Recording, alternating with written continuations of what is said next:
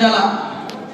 మనకు రాజ్యాధికారం కావాలా, రాజ్యాధికారం కావాలా, రాజ్యాధికారం కావాలా. వాళ్ళ దగ్గర మనపై బానిసలుగా పనిచేస్తున్నాం.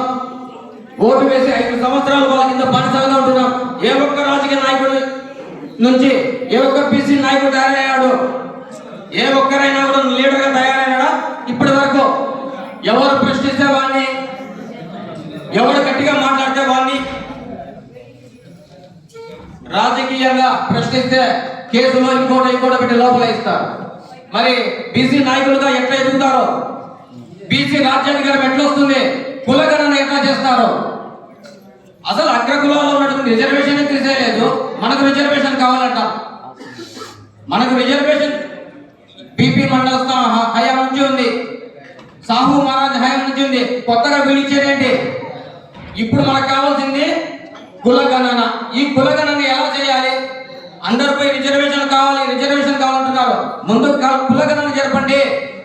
ఏదో ఎలక్షన్లు 3 నెలలు ఉందనగా ప్రతి ఒక్క రాజకీయ పార్టీ, అప్పుడు అధికారంలో ఉన్నటువంటి రాజకీయ పార్టీలు కులగణన చేస్తామని బీసీలకు ఇట్లా ఎంగిల్ మెతుకులు విధిలించినట్టు విధిలిస్తారు. ఈ 3 నెలల్లో ఎలక్షన్ కూడా వస్తుంది.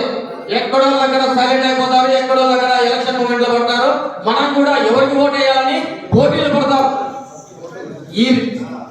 ఈ పద్ధతి మారాలి. మనకు రాజ్యాధికారం కావాలంటే బానిసత్వం పోవాలి. బానిసత్వం పోవాలంటే కులగణన జరగాలి. కులగణన జరిగితేనే మేమెంతో మాకంతా, మా జనాభా దామాషా ప్రకారం మాకు రిజర్వేషన్ కల్పించండి అని అప్పుడు ఫైట్ చేయొచ్చు.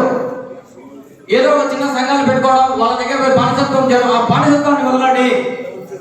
ఎస్సీ ఎస్టీ బీసీ అందరికీ, ప్రతి ఒక్కరు కూడా మనకు రాజ్యాధికారం కావాలంటే బానిసత్వాన్ని వదలాలి.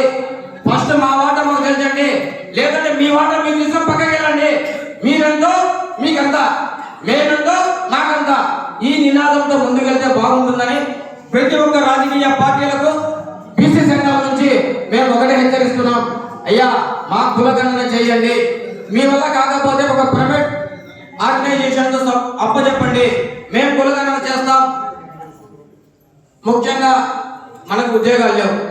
యువత ఏం చేస్తుందో అర్థం కావట్లేదు. కానీ చదువుకుంటున్నాం, లక్షల రూపాయలు ఖర్చు పెట్టి డిగ్రీ పట్టాలు పెడుతూ బయటకు వస్తున్నాం. ఏం ఉద్యోగం ఉందా? మీ ఉద్యోగం మీకు ఇచ్చేదానికి ప్రభుత్వం మనం అడుగుకోవాలా?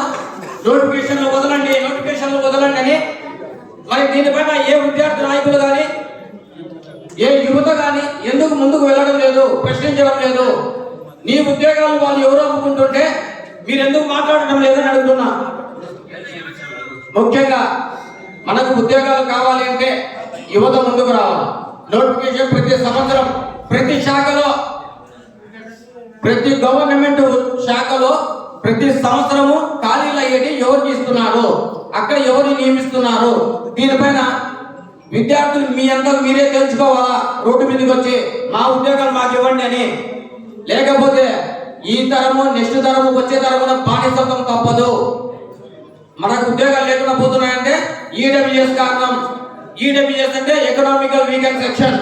ఈ ఎకనామికల్ వీకెండ్ సెక్షన్ అగ్ర కులాల్లో 5% జనాభా ఉంటే 2% వెనకబడి ఉన్నారని వారి కోసం ఈడబ్ల్యూఎస్ తెచ్చాడు. అగ్ర కులాలు వెనకబడి ఉన్న వారికి రిజర్వేషన్ అని. ఎస్సీ ఎస్టీల కంటే ఉద్యోగాలు ఎక్కువైపోతున్నాయి. మరి మనకి ఎప్పుడు వస్తాయి? బీసీలు ఎప్పుడు బానిసత్వం బతకాలా? ఉద్యోగాలు అవసరం లేదా? ఆర్థికంగా స్థిరపడాల్సిన అవసరం లేదా?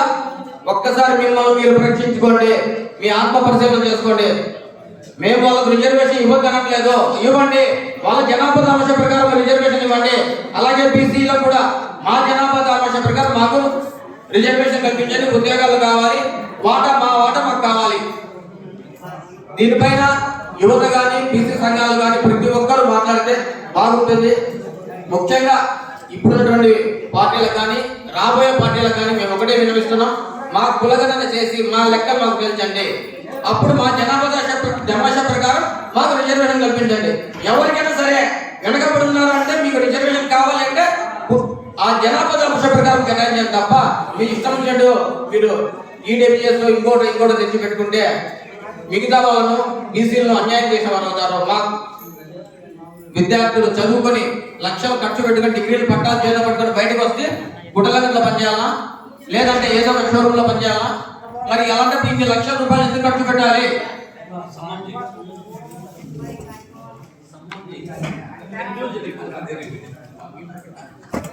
టైం అయిపోయింది, సారీ.